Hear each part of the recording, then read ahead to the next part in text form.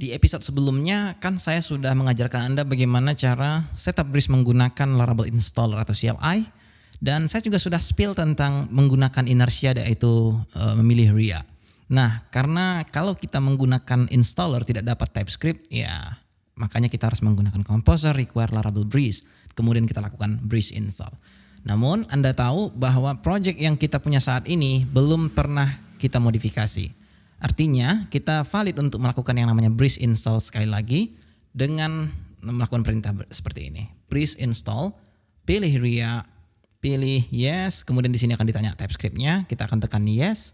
Dan would you like to install inertia SSR? Nah, SSR ini sangat penting ketika memang project ini dibutuhkan untuk public, karena biar supaya cepat diindeks oleh Google.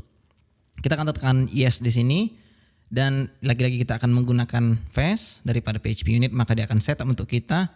Perhatikan, tidak akan ada yang diinstalnya kecuali dia akan merubah file yang telah ada tadi. Ya, jadi ketika Anda tidak tahu, apa yang dilakukannya adalah menghapus semua file yang sudah ada, kemudian di-replace-nya dengan TSX daripada JSX. Ya, itu pentingnya bahwa ketika Anda sudah mempunyai existing project, jangan lagi install yang namanya Breeze ini, karena memang Breeze ini dilakukan untuk starter kit project yang Anda punya, ya.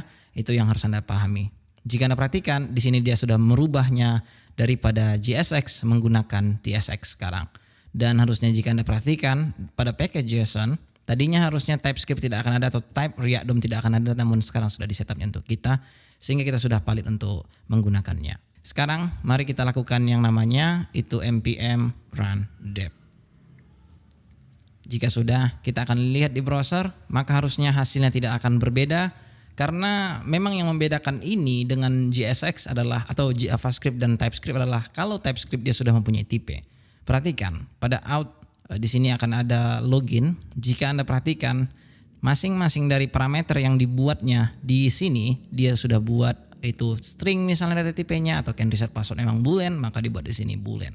Ya, begitu juga dengan ketika Anda perhatikan pada layoutnya. Di sini dia akan buat children, props with children, maka di sini ada childrennya. Beda ketika Anda lihat pada authenticated layout, karena dia sudah mempunyai yang namanya header di sini, maka dia buat seperti ini. Nah, jika misalnya tidak familiar dengan yang namanya TypeScript, tidak usah khawatir, Anda masih bisa belajar lagi. Untuk sekarang Anda bisa menggunakan JavaScript saja daripada TypeScript. Ya, ada beberapa orang yang tidak suka menggunakan TypeScript, ada juga yang suka menggunakan TypeScript. Namun entah kenapa, kebanyakan ketika Anda sudah masuk ke dalam TypeScript, maka Anda tidak akan pernah lagi kembali ke yang namanya JSX. Berguna ketika seandainya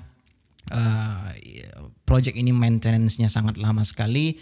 Untuk project yang besar, ya saya sangat merekomendasikan Anda untuk menggunakan yang namanya TypeScript, hanya karena Anda akan diuntungkan dengan parameter-parameter yang mana itu required dan yang mana yang tidak.